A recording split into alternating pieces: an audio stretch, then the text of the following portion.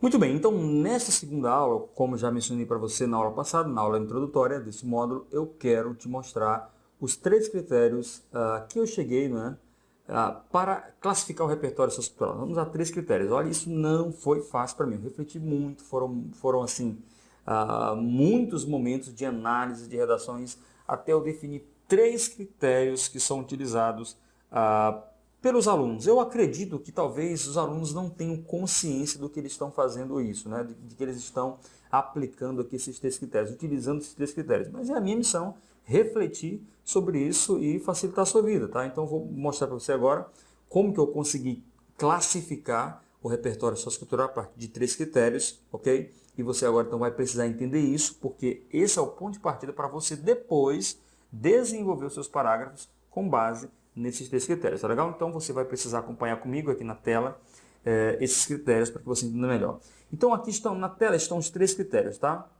A gente vai considerar então a posição, eu coloquei como título, classificação do repertório sociocultural. Aí essa classificação ela tem que considerar a posição do repertório, tá ok? Tá aqui. Então a gente vai considerar a posição do repertório sociocultural. Depois eu mostro para você com relação à posição, tá? O que eu quero dizer com isso? Nós vamos também, olha, considerar a relação de pertinência. Vou explicar para você aqui nessa aula, tá bom? A relação de pertinência e também nós vamos precisar considerar a natureza da aplicação. Talvez aqui o que dê um pouquinho mais de trabalho para você entender seja esse último critério, o critério C, a natureza da aplicação, tá? Mas nada que não seja possível compreender. Vamos lá então? Vamos pegar o critério da posição. Então, quanto à posição, o repertório ora pode vir no início do parágrafo, tá legal? Você deve ter, por experiência, enxergar algumas redações que começam com repertório sociocultural, ou esse repertório pode vir no meio do parágrafo. Quando eu digo no meio, não necessariamente no meio, mas no segundo período ou terceiro período, tá? Se for no segundo período, às vezes ele não está necessariamente no meio, mas eu vou chamar de meio do parágrafo, porque já não é mais o primeiro período, ok? Então, essa é a posição do repertório. Ele pode vir no início ou pode vir no meio do parágrafo. Quanto à relação de pertinência, o que eu quero dizer é o seguinte, olha. Com relação, então, portanto, à pertinência, esse repertório pode ser pertinente ao tema, ok? Quer dizer isso, que o seu repertório tem relação com o tema da redação, tá? Só que você já aprendeu aqui no curso, ok? Que existem repertórios apresentados para o tema e também repertório sociocultural apresentado por argumento. Então, são essas duas relações de pertinência. Ou esse repertório é apontado para o próprio tema da redação, né? Deixa eu marcar melhor aqui, ou, em alguns momentos, esse repertório tem relação com o argumento. Portanto, a relação de pertinência que eu defini foi essa. Repertório pertinente ao tema, repertório pertinente ao argumento. Eu vou ensinar como usar os dois casos, tá legal? E também agora nós temos um outro critério. Então nós já temos o critério da posição, da relação de pertinência. Vou recapitulando. Quanto à posição, no início ou no meio do parágrafo. Quanto à relação de pertinência, o repertório pode ser pertinente ao tema ou pode ser pertinente ao argumento. Agora vem o terceiro critério, quanto à natureza da aplicação. Ora, quanto à natureza da aplicação, esse repertório pode ser aplicado, né, por confirmação, e vou precisar que você entenda o que eu quero dizer com isso, tá bom? Por confirmação. Depois desse repertório, outra possibilidade é de que ele seja aplicado por contraste, legal? E depois ele pode ser aplicado por analogia ou comparação. São essas três possibilidades de aplicação. Eu vou dar exemplos bem rápidos aqui, tá? Porque a gente vai ter um exemplo em tela para as próximas aulas, tá bom? Então fique bem à vontade quanto a isso, que você vai compreender exatamente essa questão. Por exemplo, por confirmação é quando o repertório em si possui um alinhamento de sentido com o tema. Eu vou exemplificar aqui para que você compreenda melhor esse conceito. Vamos pegar aqui um exemplo que eu vou apresentar nas próximas aulas, de uma autora americana chamada Beth Smith, que ela diz ali, eu vou parafrasear, né, que a intolerância, por exemplo, é responsável por muitos males, né, que existem na sociedade. Ora, o que acontece? Por confirmação, quero dizer agora que o tema da redação que eu vou analisar, ele confirma a afirmação feita pela autora americana, tá bom? Então eu vou dizer assim, ó, de fato, a intolerância religiosa, dando um exemplo aqui do Enem 2016, ou seja, o que a autora disse possui uma relação de confirmação, não é? Ou seja, a citação da autora é confirmada pelo problema que eu estou analisando. Entende? É exatamente assim que quer dizer que o repertório é aplicado por confirmação. Por outro lado, a gente pode aplicar o repertório por contraste. Vou dar outro exemplo para você, a gente vai trabalhar isso melhor nas próximas aulas. Por exemplo, a Constituição diz que um dos objetivos fundamentais, né, do Brasil, da nossa nação brasileira, é proporcionar o bem de todos, né, promover o bem de todos, sem preconceitos de origem, raça, sexo, coidade ou quaisquer outras formas de discriminação. Esse é o ideal previsto na Constituição. O que você vai fazer agora? Você vai dizer o seguinte, ó, no entanto, você vai contrastar esse ideal previsto na Constituição com a realidade, beleza? Então, você está trabalhando com contraste aqui, aplicação por contraste. No entanto, contrariamente ao que dito está na Constituição, não é o que acontece na realidade. Então, você vai trabalhar com contraste. Finalmente, você pode trabalhar com analogias, com comparações. E aí você pode ou comparar um fato, um evento histórico, ou você pode comparar aí algo atual, né? Algo que acontece, por exemplo, na ficção, no filme, nas séries, a realidade ali de um livro. Então você vai poder comparar as cenas fictícias com a realidade que você está trabalhando do problema apresentado pelo tema da redação do Enem, tá legal? Então são esses aqui os 3 tipos de classificação que nós temos para analisar o repertório sociocultural. Na próxima aula eu quero te mostrar as combinações. Se você for pegar esses critérios aqui, você vai poder fazer diversas combinações. Eu vou te mostrar essas combinações na próxima aula, tá bom? E depois, numa outra aula, a gente trabalha com alguns exemplos. Vamos lá? Legal, então nós chegamos aqui na nossa terceira aula. Nessa terceira aula eu quero te mostrar algumas combinações possíveis do repertório sociocultural a partir daqueles 3 critérios que eu mostrei para você na aula passada. Então você deve muito bem se lembrar desses critérios. Nós classificamos o repertório sociocultural com relação à posição que ele ocupa no parágrafo, tá? E estou pensando aqui no repertório sociocultural especificamente dos parágrafos de desenvolvimento, ok? Eu posso nesse curso te mostrar depois como é que a gente, ainda te mostrar, né? Como é que a gente pode tratar do repertório na introdução. Mas eu estou pensando aqui exclusivamente no repertório sociocultural dentro dos parágrafos de desenvolvimento, ok? É possível que alguém receba 200 pontos na competência 2 pelo repertório sociocultural utilizando só na introdução? Sim, é possível, tá? O Enem não faz distinção quanto a isso. Porque usou o repertório só na introdução, então agora não tem mais que usar. Não é isso, ok? Então pode muito bem usar repertório sociocultural só na introdução e não ter mais no desenvolvimento e receber pontos. Mas essa não é a característica de um bom aluno. Um bom aluno sabe, um bom aluno reconhece que ele precisa dar sustentação teórica ao desenvolvimento da sua redação usando o repertório sociocultural. Legal? Então estou pensando exclusivamente no repertório sociocultural nos parágrafos de desenvolvimento. Ao mostrar isso na introdução, né, é em outro momento, antes ou depois desta aula aqui, tá bom? Mas não necessariamente nesta aula eu vou falar sobre repertório na introdução. Então eu quero te mostrar algumas combinações a partir daqueles 3 critérios. Lembra? Quanto à posição, se é início ou meio do parágrafo. Quanto à relação de pertinência, se é pertinente ao tema ou pertinente ao argumento. E quanto à natureza da aplicação, se esse repertório é aplicado por confirmação, é aplicado por contraste ou é aplicado por comparação, como mostrei na aula passada, e vou usar na próxima aula para te dar exemplos em parágrafos de redações do Enem com relação a essa aplicação do repertório sociocultural baseado nesses 3 critérios, tá legal? Acompanha comigo aqui na tela para eu te mostrar essas combinações possíveis do repertório sociocultural, legal? Então, olha só, a primeira combinação que eu vou te mostrar é essa daqui, olha. É o A1 mais B1 mais C1. O que é o A1? Né? O que é o A lá na nossa classificação passada? A letra A era a classificação com relação à posição. O A1 é a posição no início do parágrafo e o A2 é a posição no meio do parágrafo. Então a gente tem que A1, olha só, no início do parágrafo. Nós temos o B1, que já é a segunda classificação com relação à pertinência, né? Quanto à pertinência, o B1 é pertinente ao tema e o B2 é pertinente ao argumento. Então aqui é B1 é pertinente ao tema.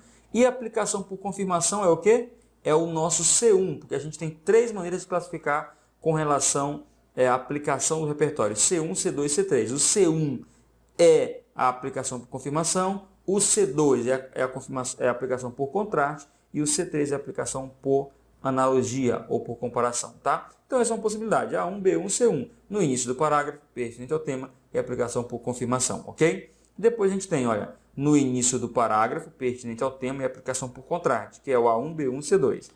Depois outra possibilidade é nós trabalharmos com o repertório no início do parágrafo, que é o A1, pertinente ao argumento, que é o B2, e aplicação por confirmação. Outra possibilidade, no início do parágrafo, pertinente ao argumento, aplicação por contraste, A1, B2, C2. Outra possibilidade, no início do parágrafo, pertinente ao tema, aplicação por analogia. Outra possibilidade, no início do parágrafo, pertinente ao argumento, aplicação por analogia. É claro que eu só estou te mostrando combinações possíveis, mas os alunos não usam esse tanto de combinação aqui, tá bom? E nem também nós vamos usar. Então, olha só, quando nós trabalharmos aqui nesse curso com o repertório pertinente ao tema, nós vamos utilizá-lo no início do parágrafo. Já vou adiantando para vocês, tá, ok? Quando nós trabalharmos com o repertório pertinente ao argumento, nós vamos utilizá-lo no meio do parágrafo, ok? Vai ser essa nossa estratégia. Então, isso funciona muito melhor assim. Quando você traz um repertório relacionado ao tema, é muito mais prático, mais fácil você utilizá-lo no início do parágrafo. Então, repertório pertinente ao tema no início do parágrafo. Então, a gente vai usar isso aqui, ó. Essas três possibilidades aqui para o repertório no início do parágrafo. Nós vamos aplicá-lo por confirmação, por contraste ou por analogia. Ah, tá. Na verdade, a gente tem aqui que aplicar por comparação. Aqui já é por confirmação, né? Então, a gente precisa colocar aqui, na verdade, deixa eu ver onde é que ele vai estar entrando aqui, ó. No início do parágrafo, aplicado por analogia. Está bem aqui? Então, a gente vai ter essas três estratégias aqui para mostrar para vocês. O repertório está no início do parágrafo, ele é pertinente ao tema. Nós vamos aplicá-lo ou por confirmação, ou por contraste, ou por analogia, tá bom? E agora eu quero te mostrar as outras possibilidades de combinação com o repertório no meio do parágrafo, tá? Então, no meio do parágrafo, o repertório pode ser pertinente ao tema e pode ser aplicado por confirmação. Nesse caso, ele vai ser A2, que é no meio do parágrafo, B1, que é pertinente ao tema, e C1 aplicado por confirmação. Outra possibilidade, outra combinação, né? No meio do parágrafo, pertinente ao tema, aplicado por contraste. Outra possibilidade, no meio do parágrafo, pertinente ao argumento, aplicação por confirmação. Ok? Outra possibilidade, no meio do parágrafo, pertinente ao argumento e aplicação por contraste. Quinta possibilidade, no meio do parágrafo, pertinente ao tema e aplicação por analogia. Sexta possibilidade, no meio do parágrafo, pertinente ao argumento e aplicação por analogia também, né? C3. Então, o que nós vamos trabalhar? Nós vamos trabalhar, quando nós trabalharmos com o repertório pertinente ao argumento, nós vamos, como eu já mencionei, trabalhar essa informação no meio do parágrafo. E estando ela no meio do parágrafo e pertinente ao argumento, ela pode ser aplicada por contraste ou por confirmação, tá? Mas tem que ser relacionado com o argumento. Olha, pertinente ao argumento é aplicado por confirmação. Então, a gente vai trabalhar com essa possibilidade aqui, terceira, com essa possibilidade aqui, a quarta, que é no meio do parágrafo, pertinente ao argumento e aplicação por contraste. E vamos também trabalhar com essa possibilidade aqui, a sexta possibilidade, que é o repertório no meio do parágrafo, pertinente ao argumento, aplicação por analogia, tá bom? Então, são essas combinações possíveis, mas eu já estou te mostrando quais que nós vamos trabalhar. Então, nós vamos trabalhar, quando nós começarmos com o repertório pertinente ao tema, nós vamos colocá-lo no início do parágrafo. Quando nós trabalharmos com o repertório pertinente ao argumento, nós vamos colocá-lo mais para o meio do parágrafo. Essas relações funcionam melhor, tá bom? Essa hierarquização das ideias dentro do parágrafo funciona melhor dessa maneira. Confie em mim, que eu tenho experiência com o Enem, muito tempo de análise de redação, tá? E prática mesmo de orientação, é assim que funciona. Quando você tem repertório voltado para o tema, é melhor você mostrar logo ele no início, depois você traz o seu argumento. Quando você tem repertório voltado para o argumento, aí é melhor você mostrar logo o seu argumento, porque depois vai vir um repertório para confirmar esse argumento, tá? Seja por confirmação, na verdade, ou por contraste, ou por comparação. Essa é a melhor estratégia e sobre esses aspectos dessas combinações aqui de repertório sociocultural e também com relação à classificação do repertório. Muito bem, então nesta aula eu quero te dar exemplos de como os alunos procedem com o repertório sociocultural a partir da classificação que eu mostrei para você, né? E as combinações também possíveis que eu mostrei para você. Evidentemente, eu acho que esses alunos eles não têm essa reflexão que você está recebendo agora, com relação ao repertório sociocultural, mas eles fazem isso, mesmo que de maneira intuitiva, né? Mesmo que de forma inconsciente ou inconscientemente, eles fazem isso. Agora você precisa ter essa percepção, essa reflexão que eu estou propondo para você aqui no nosso curso de formação de repertório sociocultural, para que você saiba usar, portanto, com mais agilidade, com mais facilidade, o repertório na sua redação, tá bom? Então acompanhe comigo na tela que eu quero te dar exemplos de como os alunos aplicam o repertório sociocultural a partir do que eu te mostrei, do que eu estou te mostrando nesse modo. Então acompanhe comigo aqui, olha só. Nesse nosso exemplo 01, eu vou te mostrar aqui, deixa eu só botar aqui o marcador aqui, né? Aqui nesse exemplo 01, nós temos aqui um A1, né? O que é o A1? É repertório no início do parágrafo. O que é B1? É com relação à pertinência, é pertinente ao tema. E o que é C2? É uma aplicação por contraste, tá? Então, olha só, no início do parágrafo, pertinente ao tema e aplicação por contraste. Vamos ver o repertório então, tá? No início do parágrafo. De acordo com Jean-Paul Sartre, o homem é condenado a ser livre. Beleza? Olha só. Por que eu estou dizendo na minha classificação é pertinente ao tema? Porque eu estou trabalhando aqui com um exemplo de uma redação do Enem 2018. E o Enem 2018, o tema era manipulação do comportamento do usuário pelo controle de dados na internet. Manipulação do comportamento é contrária à liberdade. Então, quando ele traz um repertório dizendo que o homem é condenado a ser livre, ele está trazendo um repertório, né, que tem relação semântica com o tema. O tema fala de manipulação do comportamento, o tema fala de falta de liberdade, e ele está trazendo uma citação que fala de liberdade. Então, eu consigo ver uma relação aqui com o tema, tá? Então, agora, como é que ele vai aplicar? Olha só, por que a aplicação é por contraste? Porque o que ele traz é contrário ao problema que o tema está apresentando. Então, veja só, ele está falando de que o homem precisa ser livre, é esse o sentido que ele está usando, tá? Não sei se é o sentido original que o autor usou, mas é nesse sentido que ele está usando. O homem tem que ser livre, e agora ele vai contrastar isso, mostrando que a manipulação do comportamento do usuário pelo controle de dados na internet, na verdade, é contrária a esse pensamento do autor, né? O pensamento de Jean-Paul Sartre. Então, olha só, nessa lógica, o uso de informações do acesso pessoal para influenciar o usuário confronta o pensamento de Sartre, visto que o indivíduo tem sua liberdade de escolha impedida pela imposição de conteúdos a serem acessados. Dessa forma, a internet passa a ser um ambiente pouco democrático e torna-se um reflexo da sociedade contemporânea, na qual as relações de lucro e interesse predominam. Faz-se imprescindível, portanto, a dissolução dessa conjuntura. Ok? Então nós vimos aqui um repertório no início do parágrafo, pertinente ao tema, aplicado por contraste. Vamos seguindo aqui para mais um exemplo. Nós temos agora, vamos ver aqui agora um repertório que é A2, ele é no meio do parágrafo, está aqui, né? Ele é B2 porque ele é pertinente agora ao argumento, não mais ao tema, é pertinente ao argumento, e ele vai ser aplicado por confirmação, tá? Então esse repertório vai ser aplicado por confirmação em relação a esse argumento. Vamos lá, vamos ler o exemplo. Em primeiro plano, torna-se evidente que a massificação de um padrão cultural restringe progressivamente o espaço da individualidade. Olha só, vou repetir. Em primeiro plano, torna-se evidente que a massificação de um padrão cultural restringe progressivamente o espaço da individualidade, do inovador e do diferente, limitando e padronizando as opções subjetivas e individuais. Nós estamos trabalhando aqui, olha, com um argumento que é consequência do problema da manipulação do comportamento do usuário. Então, o que vai acontecer aqui? Ó? Restrição da individualidade é consequência, tá certo? E padronização das opções subjetivas, ok?